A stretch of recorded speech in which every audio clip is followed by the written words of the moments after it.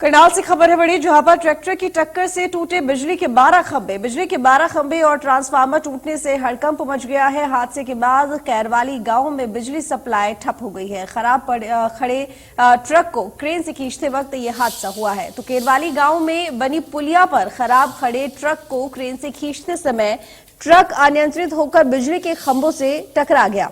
एक के बाद एक करीब 1 दर्जन बिजली के खंभे टूटकर सड़क पर गिर गए और वोल्टेज बिजली के तारों में हुए धमाके से ग्रामीणों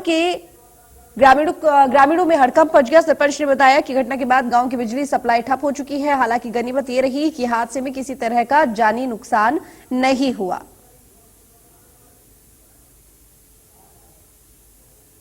हादसा हो गया है जिसमें 10-11 पोल टूट गए। एक हमारे यहाँ से नरेश जी हैं, मास्टर जी हैं, उनकी पर्दी वो उसी टाइम उठे थे। जब आवाज सुनी तो उन्होंने उसी टाइम बाहर निकले और बाहर गेट पाए तब उनकी पर्दी गिर गई। पर्दी के उससे बहुत बड़ा नुकसान हो सकता था, लेकिन भगवान का सीम कृपा है कि हम यहाँ पर मेरे गांव में कोई जनहानि नहीं हुई।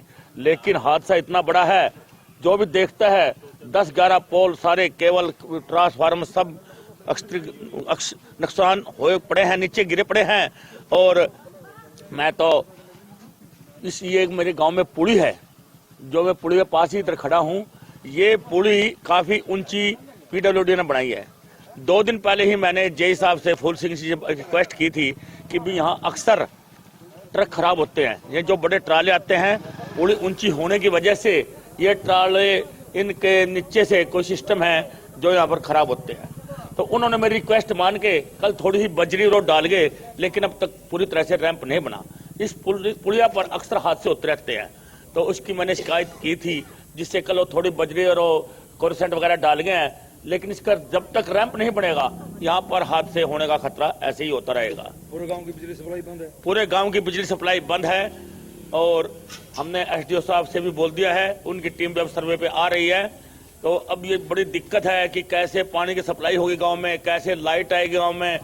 हम इस बात में बड़ी चिंता में हैं कि मेरे गांव की आज जो ये एकदम इतना बड़ा हादसा हुआ है, इतना ज्यादा नुकसान हुआ है, बिजली की सप्लाई कैसे चलेगी।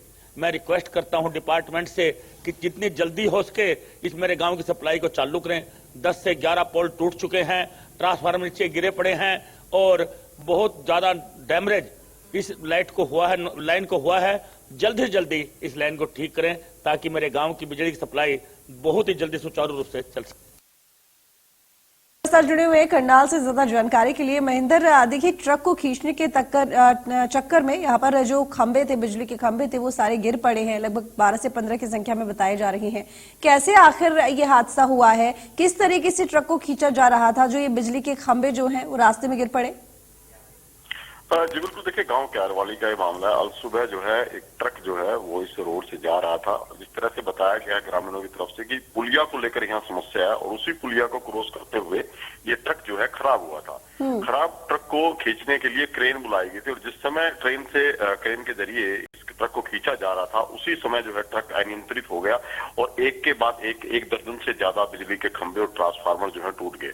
क्योंकि हाई वोल्टेज की बिजली की तारें थी, ऐसे में जो धमाका हुआ उसके बाद गांव में हड़कंप मच गया और जो बिजली सप्लाई थी वो पूरी तरह से ठप हो गई।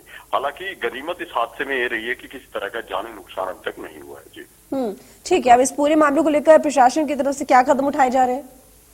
जी बिल्कुल, देखिए हादसे की सूचना तुरंत जो है बिजली विभाग को दी गई है ताकि जो क्षतिग्रस्त पोल हुए हैं या ट्रांसफार्मर है, बिजली की तारें हैं, उनको तुरंत हटाया जा सके। क्योंकि सप्लाई व्यवस्था जो बिजली की थी वो पूरी तरह से ठप हो चुकी है। सिर्फ ग्रामीणों की मांग है कि जल्द से जल्द इसको सुचारू किया जाए। ठीक है, चलिए बहुत शुक्रिया महेंद्र आपका तमाम जानकारी के लिए।